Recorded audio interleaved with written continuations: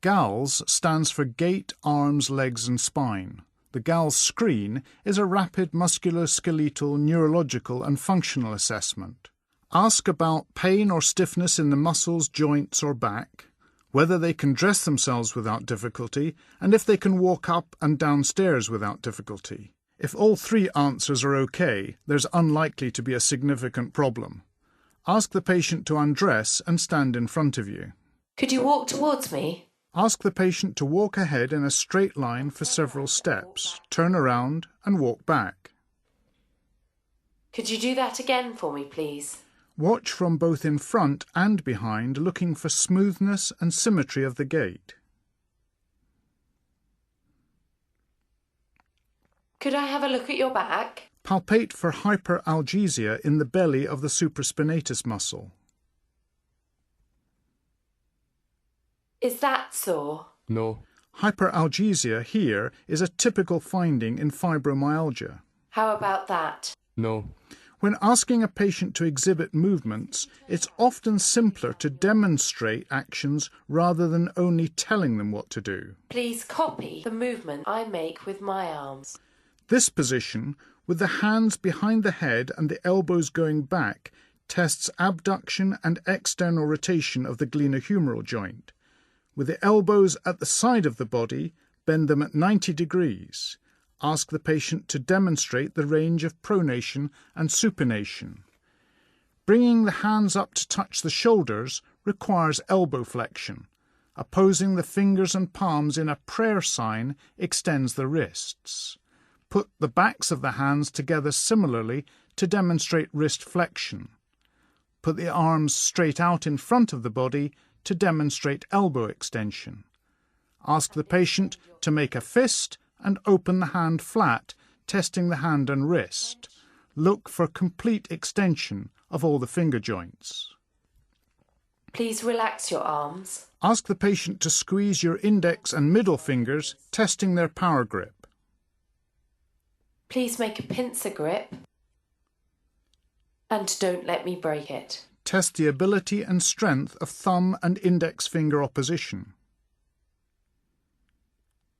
Please touch each finger to your thumb. This demonstrates precision grip, coordination and concentration. Gently squeeze the patient's metacarpal heads. Tenderness suggests inflammation involving the metacarpophalangeal and proximal interphalangeal joints caused, for example, by rheumatoid arthritis. Is this sore? No. The next section is the legs. Ask the patient to lie supine on the couch and adjust it as necessary. Remember that some parts of lower limb examination may risk dislocation of a total hip replacement, so examine with care. Start with Thomas's test for fixed flexion deformity of the hip, testing hip extension if you like. With the patient lying supine, you can see that he can't extend his hips any further because of the couch supporting his knees and ankles. When performing Thomas's test, we flex the lumbar spine and pelvis so that hip hyperextension is required to put the lower limb flat on the couch. Your left hand in the small of the patient's back will detect when the lumbar lordosis is straightened. I'm going to bend your knees. Flex both hips as far as they'll go, feeling the lumbar spine flattening against your left hand.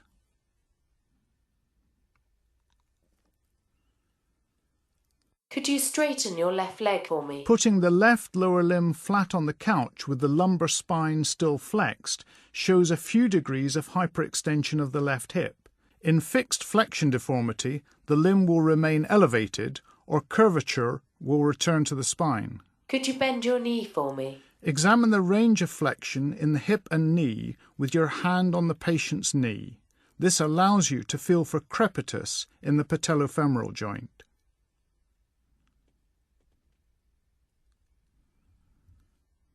Could you bend this knee for me? The normal limit of flexion is 120 degrees at the hip and 140 degrees at the knee.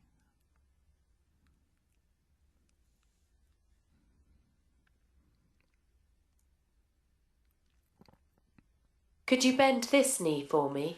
Flex the patient's knee and hip to 90 degrees and passively rotate each hip internally and externally. Think about the anterior of the thigh when working out which direction is which.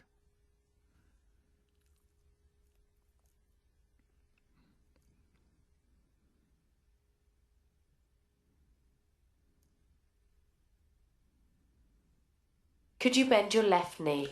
Be careful to do this test gently. It may be uncomfortable for the patient. Note any pain or restriction of movement. The normal range is 45 degrees in each direction.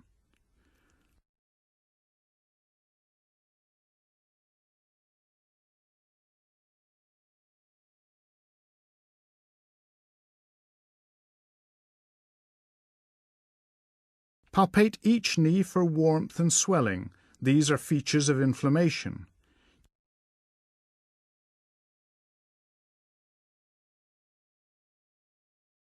Check for the patellar tap caused by knee joint effusion. With your left hand, gather the contents of the suprapatellar pouch into the joint.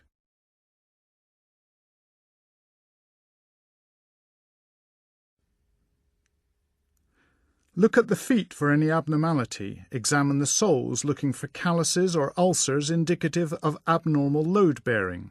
Remember to look at the back of the heels, which are a site of pressure sores in bed-bound patients.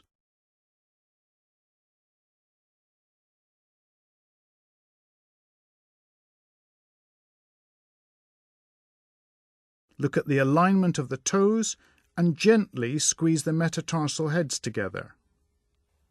Is this sore? No. To see if there's any tenderness from inflammatory arthritis. And this? No. I'm now going to examine your back. I'm just going to lower the couch. Finally, the spine. We need the patient standing again. Lower the couch to a height that is safe for them to climb off.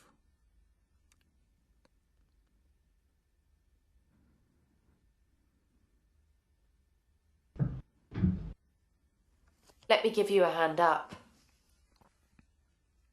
Could you stand here for me, please?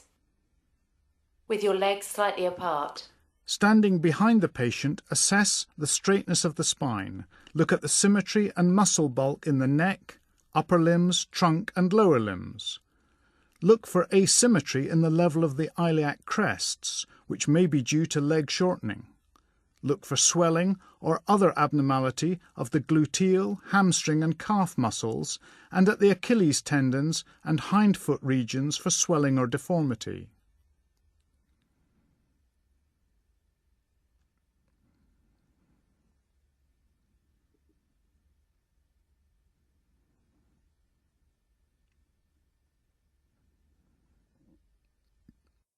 Could you try and touch your toes? Stand beside the patient while they bend down. As well as spinal flexion, look for exacerbation of scoliosis or limitation of hip flexion. Stand behind and hold the pelvis to stop it moving. Could you turn from side to side? This tests rotation movement happening mostly in the thoracic spine.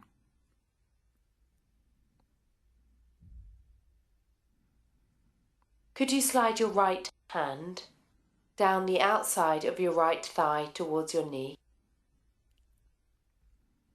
And the same on your left side. Testing lateral flexion, which occurs mostly in the lumbar spine. Could you turn to face me? Can you try and put your right ear to your right shoulder? Lateral cervical flexion.